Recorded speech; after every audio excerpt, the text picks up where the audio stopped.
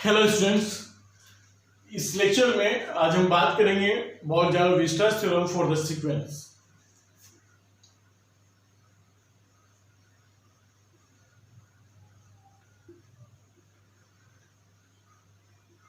बॉल-ज़ारो-वीयरस्ट्रैस theorem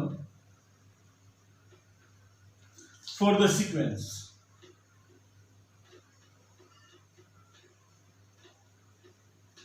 ठीक है, sequence की टर्म में बात करेंगे।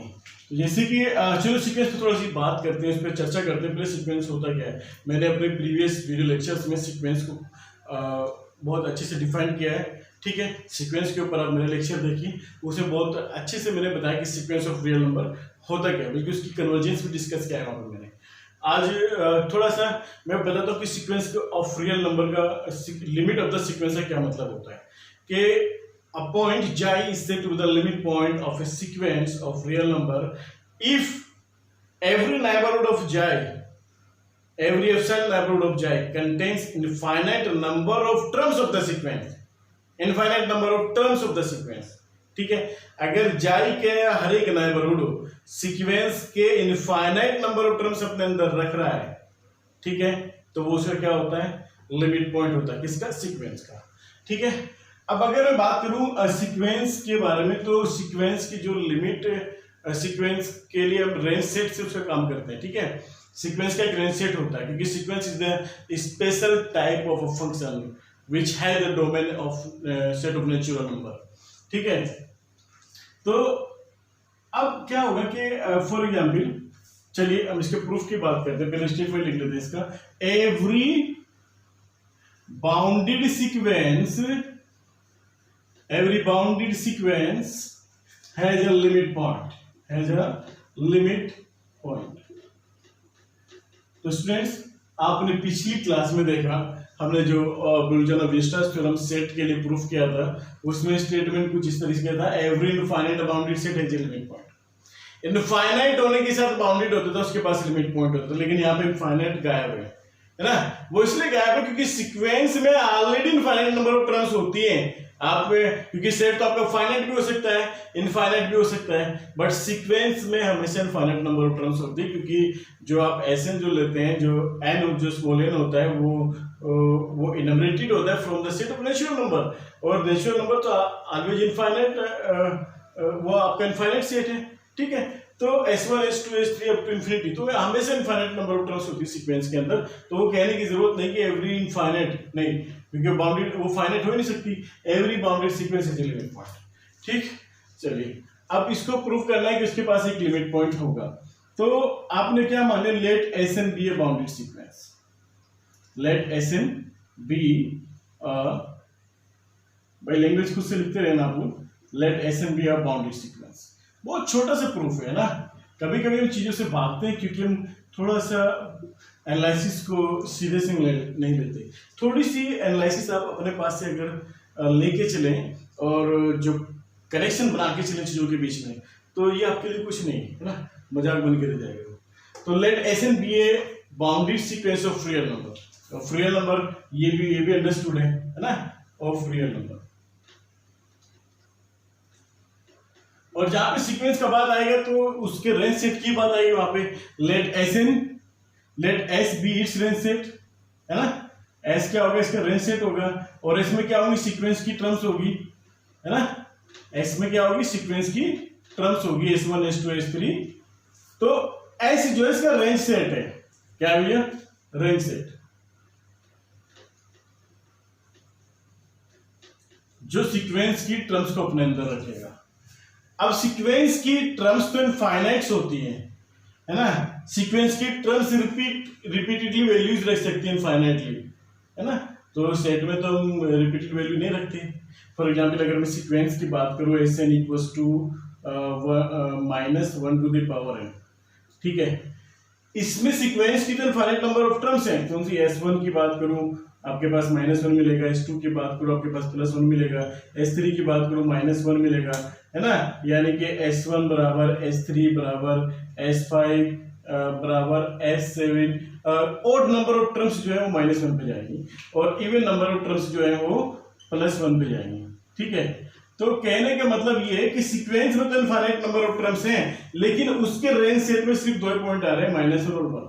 -1 भी infinite number of times repeat हो रहा है for the odd number of terms, और +1 भी infinite number of times repeat हो रहा है for the even number of terms. तो जब रेंज सेट की बात करेंगे तो सेट में सिर्फ 2 एलिमेंट लिखे जाएंगे, -1 और 1, है ना। तो अगर मैं दूसरी सीक्वेंस यहाँ पे लेता हूँ, Sn = 1/n such that n belongs to natural number, है ना। ये जो सीक्वेंस है आपके पास, इस सीक्वेंस में टर्म्स भी इनफाइनाइट नंबर ऑफ है, infinite number of terms of the sequence तो हमेशा होती है, लेकिन अगर मैं इस रेंज के रेंज सेट की बात करूं तो वो हो जाएगा 1, 1/2, 1/3, 1/4, यानी कि इसके रेंज सेट में इनफाइनाइट नंबर ऑफ एलिमेंट्स होंगे। तो यहाँ से एक कंक्लूजन निकलता है कि कोई भी सीक्वेंस का जो रेंज सेट होता है उसमें 2 कैटेगरी हो सकती है, या तो वो होगा फाइनाइट होगा, या तो वो क्या होगा, फाइनाइट होगा, ठीक है। या रेंज सेट की अगर बात करूं, है ना, रेंज सेट के बारे में बात कर रहे हैं हम, ध्यान रखना, या तो रेंज सेट आपका क्या होगा, फाइनाइट होगा, या फिर रेंज सेट आपका क्या होगा, इनफाइनाइट होगा।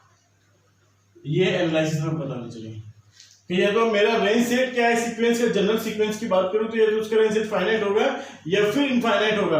अगर रेंज सेट मेरा फाइनाइट हुआ, अगर मेरा रेंज सेट फाइनाइट हुआ तो रेंज सेट फाइनाइट कब हुआ होगा भाई, जब रेंज सेट का कम से कम एक एलिमेंट सीक्वेंस की इनफाइनाइट नंबर ऑफ टर्म्स अपने पास ले गया होगा, यानी कि Sn will be equals to xi belongs to S, where xi is the point of S, for the infinite number of elements, for the infinite number of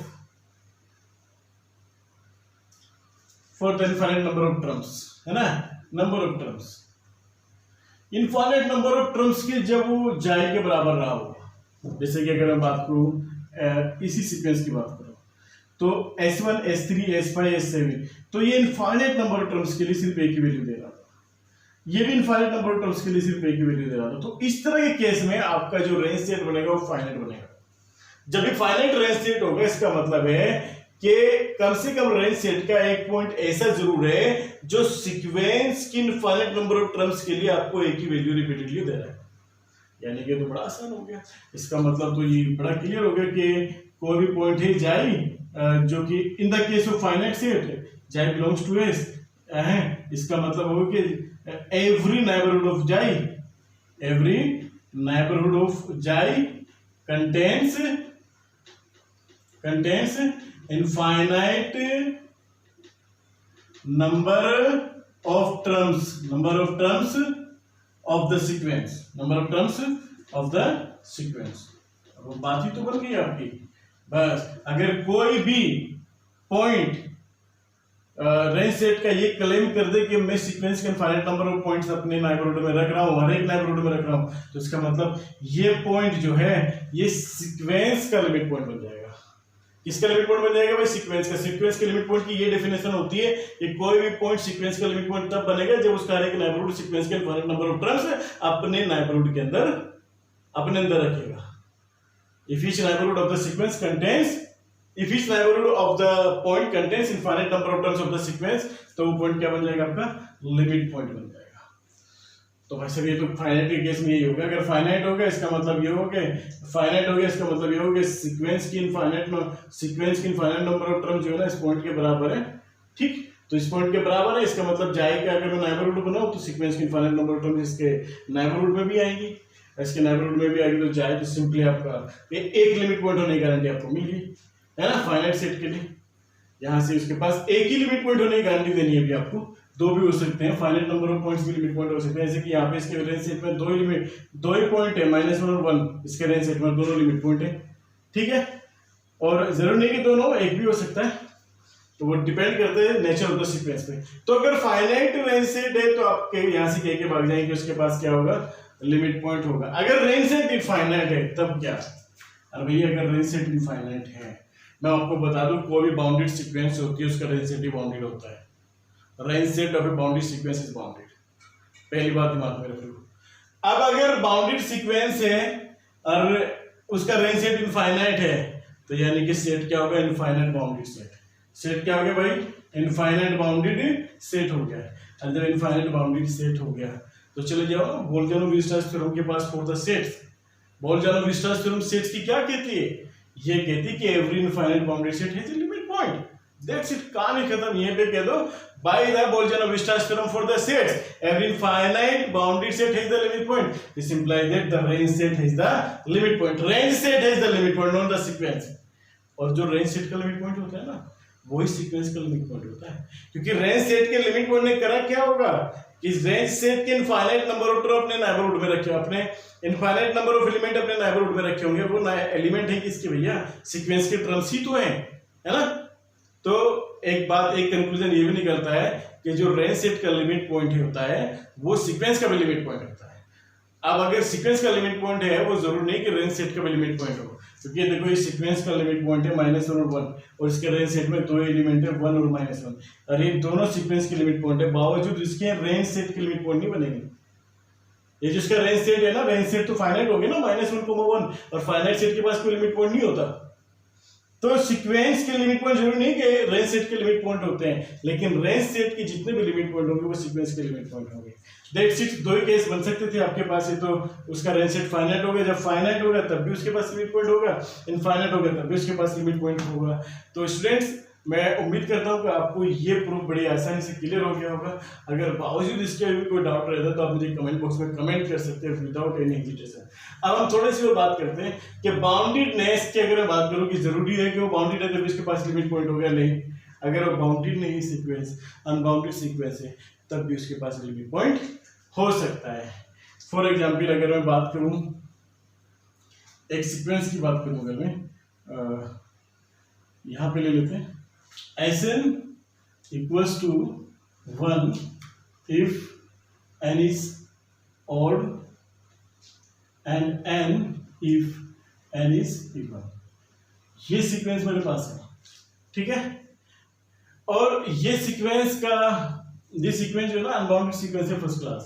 क्योंकि अगर मैं बात करूँ कि S1 मिलेगा मुझे 1, इस सीक्वेंस के टर्म्स क्या मिलेंगे 1 2 1, क्योंकि जब ऑड आएगा तब 1 मिलेगा, तो 3 देन 1 नहीं sorry 4 then 1 then 6 then 1 then 8 then 1 then 10, और इस तरीके से ही जाएगा ना।